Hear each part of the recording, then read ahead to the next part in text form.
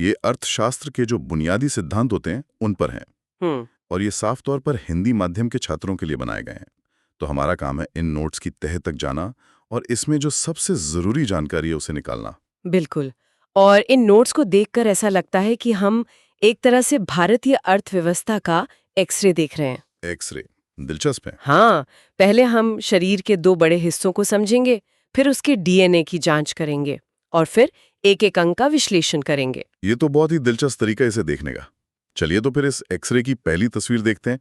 Notes की शुरुआत होती है अर्थशास्त्र को दो बहुत बड़े हिस्सों में बांटने से। हाँ, समष्टि और सूक्ष्म।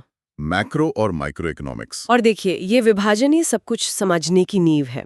समष्टि अर्थशास्त्र मतलब मैक्रो इकोनॉमिक्स असल में सरकार और जो बड़े बैंक हैं उनकी नज़र से अर्थव्यवस्था को देखना है।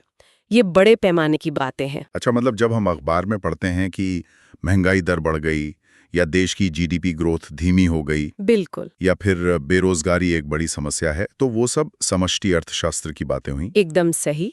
ये वो बड़े मुद्दे हैं जो हम सब पर असर डालते हैं। और दूसरी तरफ है सूक्ष्म अर्थशास्त्र या माइक्रो इकोनॉमिक्स। ये व्यक्तिगत स्तर पर काम करती है। ये इस बात पर ध्यान देती है कि एक व्यक्ति, एक परिवार या एक कंपनी वो कैसे फैसले लेती है। अच्छा, इसके जनक एडम स्मिथ को माना जाता है और उनकी किताब द वेल्थ ऑफ नेशंस का जिक्र भी है नोट्स में। तो अगर मैं ये सोच रहा हूँ कि मुझे अपनी दुकान के लिए कितना सामान खरीदना है या क्या मुझे अपनी कार बेच देनी चाहिए, तो वो सूक्ष्म अर्थशास्त्र का हिस्सा हुआ। बिल्कुल। इसे समझने का एक और अच्छा तरीका है, समष्टि अर्थशास्त्र पूरे जंगल को देख रहा है, ओके, जबकि सूक्ष्म अर्थशास्त्र जंगल के एक एक पेड़ पर ध्यान दे रहा है। ये उपमा तो बिल्कुल सही बैठती है। मतलब जब शेयर बाजार ऊपर या नीचे जाता है वो पूरे जंगल की हलचल है। हाँ, लेकिन जब किसी एक कंपनी का शेयर गिरता है, मान लीजिए टाटा मोटर्स का, तो वो एक पेड़ की बात हो गई। आपने एकदम सटीक पकड़ा। यही मूल अंतर है। और इसी समझ के साथ नोट्स आगे बढ़ते हैं कि इन आर्थिक गतिविधियों को संगठित कैसे किया जाता है। हाँ, और यहाँ दो रास्ते बताए गए हैं। एक है केंद्रीकृत योजनाबद्ध, जहां सरकार सब कुछ तय करती है। हाँ, जहाँ सारे बड़े फैसले सरकार लेती हैं। और दूसरा है बाजार स्तर, जहां लोग अपनी मर्जी से खरीद फरोख्त करते हैं और बाजार खुद अपनी दिशा तय करता है। और इन्हीं दो रास्तों के आधार पर दुनिया में 3 तरह की अर्थव्यवस्थाएं बनती हैं। नोट्स में एक बहुत अच्छी तालिका भी दी गई है इसकी। हाँ, मैंने देखी। पहली है पूंजीवादी अर्थव्यवस्था, जैसे अमेरिका। यहाँ सरकार का दखल आप कह सकते हैं ना के बराबर होता है और सब कुछ मुनाफे के सिद्धांत पर चलता है। इसका मतलब यहाँ मुख्य खिलाड़ी निजी कंपनियां और व्यक्ति होते हैं। बिल्कुल। फिर दूसरी है समाजवादी अर्थव्यवस्था। उदाहरण रूस का दिया गया है। यहाँ सब कुछ सरकार के हाथ में है, कोई निजी संपत्ति या कंपनी नहीं। हाँ, यहाँ उद्देश्य समाज कल्याण है, मुनाफा नहीं। और फिर आती है तीसरी, यानी मिश्रित अर्थव्यवस्था, जिसका सबसे बड़ा उदाहरण भारत है। बिल्कुल। यहाँ सरकारी और निजी दोनों साथ साथ चलते हैं।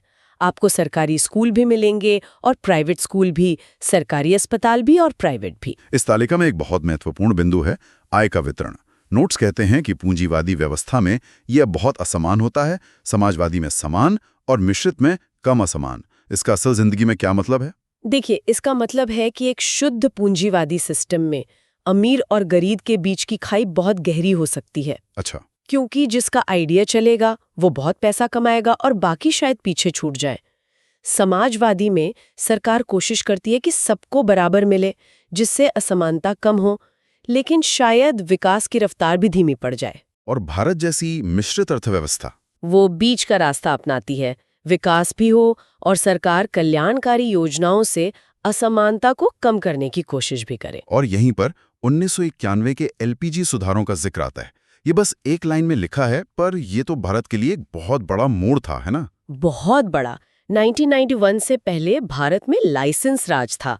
अगर किसी को एक छोटी सी फैक्ट्री भी लगानी होती थी तो उसे दर्जनों सरकारी दफ्तरों के चक्कर काटने पड़ते थे। महीनों और सालों तक अनुमति का इंतजार करना पड़ता था। हाँ, अर्थव्यवस्था बहुत बंद थी।